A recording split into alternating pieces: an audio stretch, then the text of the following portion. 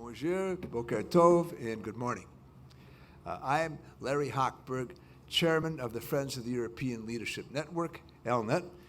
ELNET has offices in Paris, Berlin, Warsaw, and Brussels that have only one agenda, and that is helping those who live and vote in major European countries to be more effective in advocacy for a close relationship between their country and Israel. That's our only agenda. Bernard-Henri Lévy is well known to most of us. Coincidentally, he was in my hometown of Chicago a short time ago, speaking to a leadership group of the Jewish Federation. Mr. Lévy is a French philosopher and one of the most esteemed and best-selling writers in Europe. He has authored 30 books, including fiction and biography. His 1977 book, Barbarism with a Human Face, launched an unprecedented controversy over the French left's complicity with totalitarianism. The Guardian newspaper noted that it is accorded the kind of adulation in France that most countries reserve for rock and roll people. He was appointed by President Jacques Chirac to head a fact-finding mission to Afghanistan in 2002 in the wake of the war against the Taliban that Lévy actually supported. After an extensive clandestine visit to Darfur in 2007, he reported on the ethnic cleansing and genocide for Le Monde and the New Republic.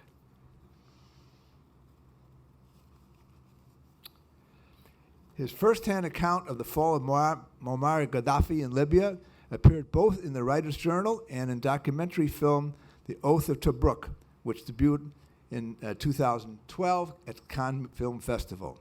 Bernard-Henri Lévy is a strong supporter of the Kurdish cause in Iraq against ISIS, and we are delighted to have him to address the conference today.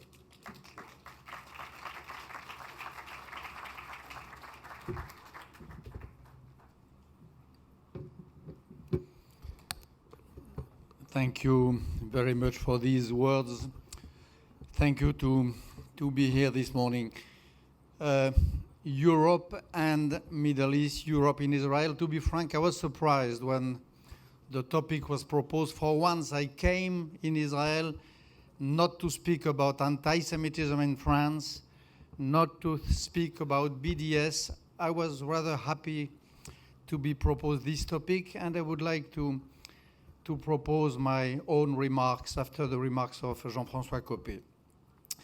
My first remark will be to say a few words about the link, the deep link between this country, Israel, and Europe. I know that a lot of Israeli writers and commentators insist, and they are right, on the link between Israel and the Arab neighborhood.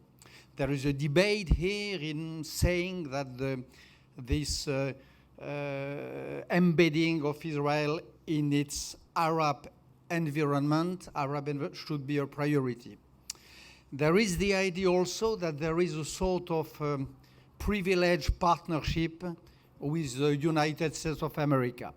This is true also, but what I strongly believe is that if there is an essential linkage between Israel and another part of the world, it is since the origin with Europe. If you look at the history of Zionism, how it took birth, how it developed, this link with Europe has always been absolutely crucial.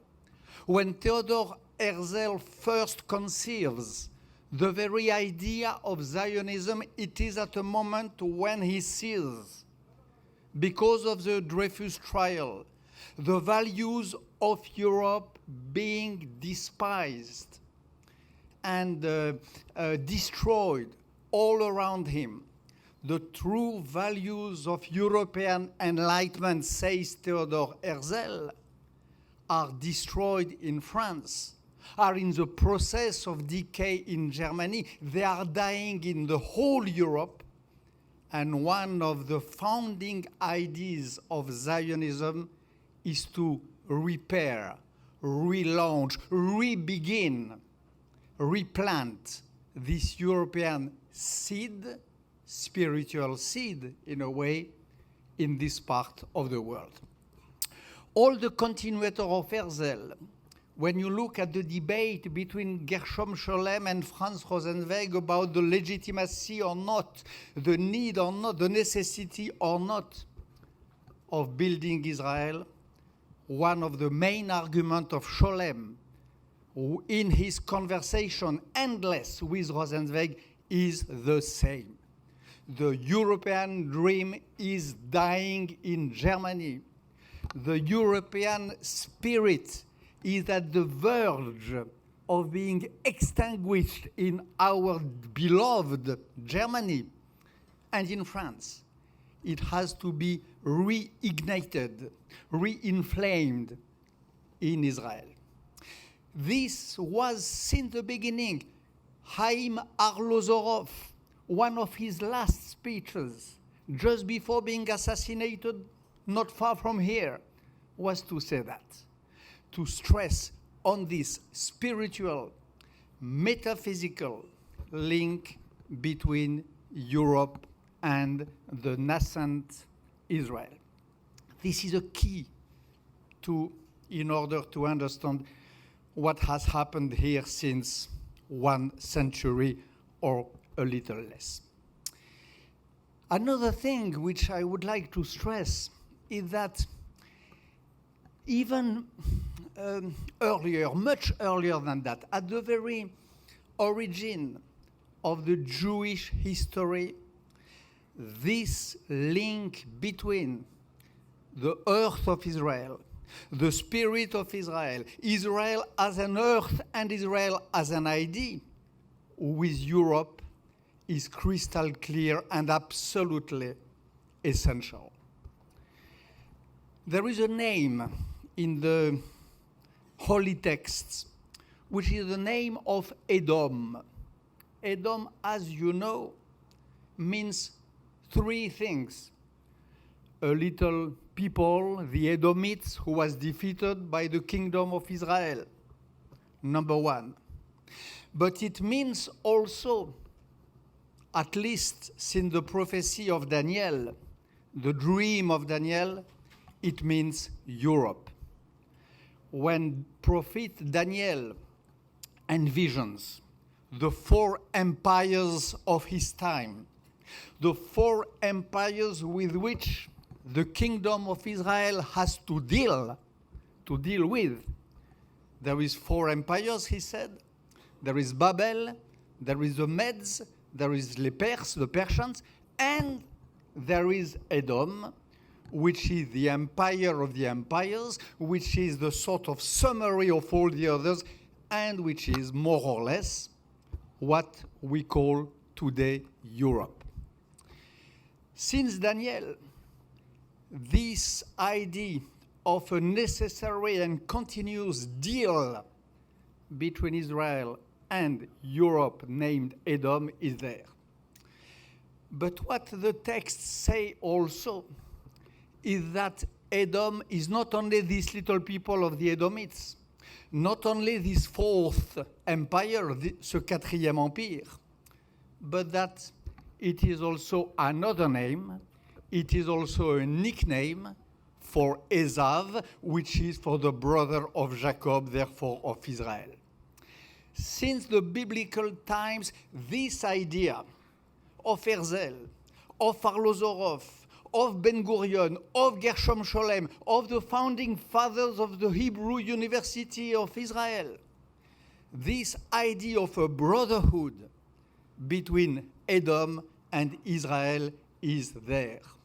This idea of metaphysical proximity between Jewish people and Europe. Brotherhood, all Jews know that. All Romans know it. All Greeks knew that also. Brotherhood is always twofold. There is always a malediction on brotherhood, of course.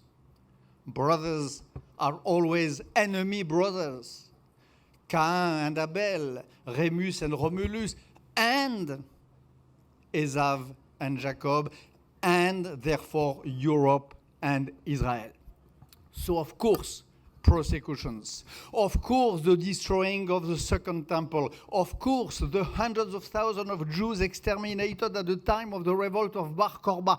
But nevertheless, in spite of the persecution, in spite of this continuous nightmare, this ongoing, secret, underground, strong link of death and life between the European spirit and Israel.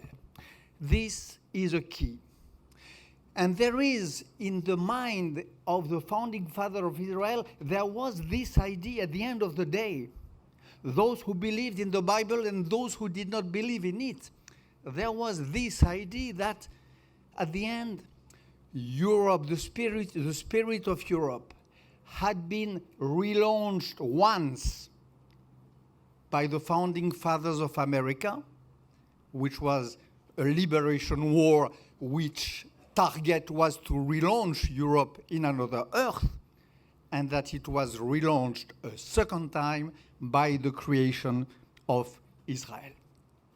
This idea of a second relaunch of Europe, of the values of Europe, the values of secularism, the values of freedom, the values of equality between men and women, the values of enlightenment in general, this idea, to my understanding, is absolutely crucial in this part of our Jewish history, which leads to the building of Israel. Now, what is the situation today of the second brother? What is the situation today of Edom? What is the situation of this twin of Israel, who was conceived at the same time of Israel, but who, of course, had its own history? What is the situation of Europe? Jean-François Copé said something very, very true about the fall of the wall of Berlin and about this temptation in Europe to get out of history, to get out of the bad dream, the nightmare of history. He's right, but I would like to be, I have the temptation to be a little more radical than he is. My feeling is that Europe, since the beginning of the modern times, of the contemporary times, since 1945, was built on this very bad and very tragic idea that history was a nightmare. In 1945, when Europe woke up from the tragedy of Second World War, it woke up with the idea that we Europeans were guilty of the three main crimes of modernity. Guilty for having invented colonialism, guilty for having invented Nazism, and guilty for having invented communism. And my belief is that from the very start, there is embedded with the new idea of Europe, with the new face of Edom, with this Edom with which Israel had immediately to deal in 1948, there was this melancholy, this sadness in Europe, this wish, will, decision to stop with history. This starts from the very beginning. Even among the founding fathers of Europe, there is one very crucial name, a key character, which is very seldom quoted, and who might have been one of the secret names of this history, a great philosopher, a commentator of the German philosopher Hegel. His name is Alexandre Kojève. Alexandre Kojève is one of the founding fathers of Europe, at equality with Robert Schuman and Jean Monnet. Alexandre Kojègue, who had reflected all his life about the idea of the end of history according to Hegel, was in these years between 45 and the CECA, an advisor of the French former Prime Minister Raymond Barre. He was one of the builders of Europe, and his absolute conviction was that Europe had to go out of history from the very beginning. The real curse of Europe is probably that. The real missed step of Europe at its start is to have seen its birthplace in this context. And in a way, therefore, I would say the following. I often hear that one of the maledictions of Israel, one of the bad gifts with which Israel has to struggle, is that Israel arrived with the idea of building a nation in a time which was the time of internationalism. This is often said. When Israel was built, the tendency, the fashion, the movement of history was to go beyond nations. And this is, according to these people, the malediction of Israel to have wished and willed and decided to build a nation when the time of nations was over. My opinion is that the real malediction of Israel is not that. The real malediction, the real problem with which Israel has to deal since its very conception, its birth in 1948, the real problem is to have had the will to relaunch Europe at a moment when Europe was probably dying. One of the problems of Israel is to have had the project of reseeding Europe, making a strong metaphysical partnership, a partnership of hearts, a partnership of intelligence, and a partnership also of policy, which is the result of heart and intelligence, with a Europe which was at this very moment coincidentally stepping out of history. This is the original problem of Israel in this complex relationship starting from Prophet Daniel with Edom and with Europe. When you see what is happening today, it is the end of this process. The end of the process started with Alexandre Kojègue. Maybe in a few days, UK will go out of EU. Maybe not, but even if it does not go out of EU, the disaster is already here. The campaign, the idea that it could go, even the arguments of those opposed to Brexit. There is a perfume of collapse in the European Union more than ever, since Greece to Brexit. Why? Many reasons. Probably the big mistake of our generation, mine, Jean-François Copé, Arié Ben Semoun, all of you, maybe one of our big mistakes is to have believed that Europe, EU, was so much in the sense of history that it was inevitable. Maybe our mistake was to believe that we could go to sleep quietly, in peace, that Europe will be built in our back in a sort of historical necessity.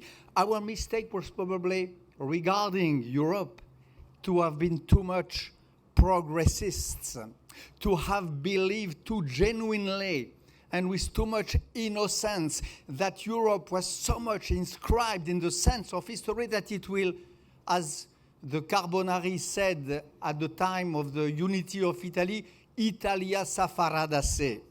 Europe will make itself by itself. This probably was the big mistake. The big mistake was probably not to have paid enough attention to the fact that the European people already experienced many times this process of unification, and that every time it collapsed.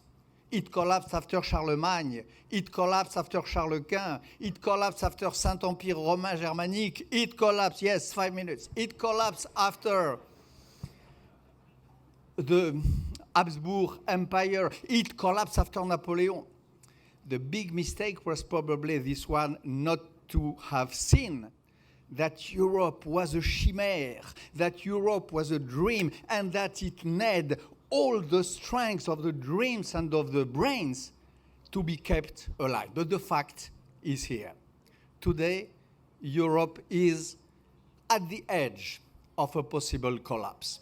Even the euro, as you know, the unique currency, might collapse. And there is no, by the way, I think there is, if you look at the history of the common currencies in the last 2 centuries or 3 centuries, there is no example of a common currency which works if you don't have a common policy. History of the dollar, history of the Deutschmark, history of the Swiss franc, of the Italian currency.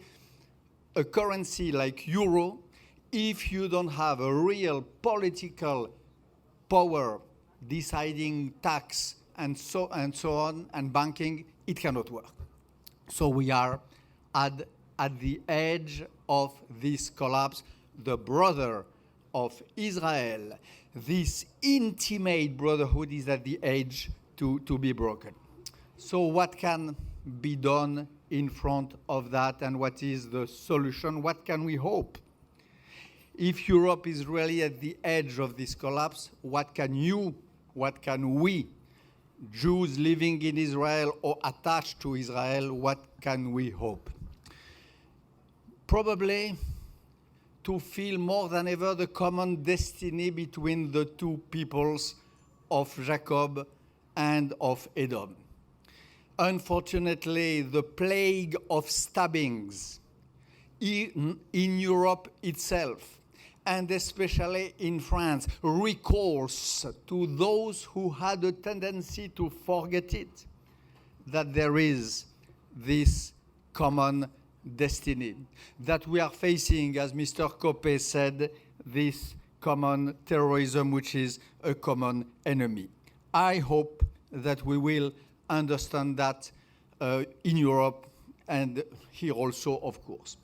What we can hope, and I join you on this question of leadership, we can hope also that Israel, exactly like Jacob when Esav, which is Edom, comes to him with 400 soldiers ready to kill him, reinvents this mixture of faith, of ruse, I don't know how to say that in English, ruse, faith and strength, which is the name of policy.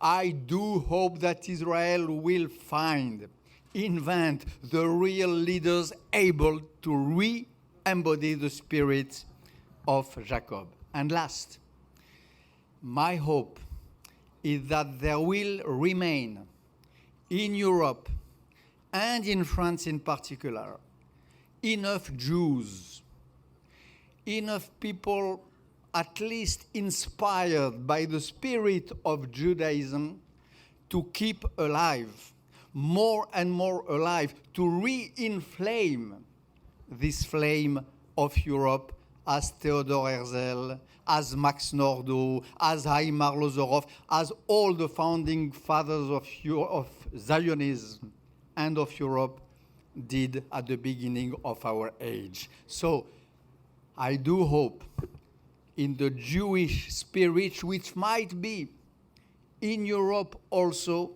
one of the last chance, like in the discussion between Scholem and Rosenzweig, not to let the spirit of Europe die again. Thank you very much.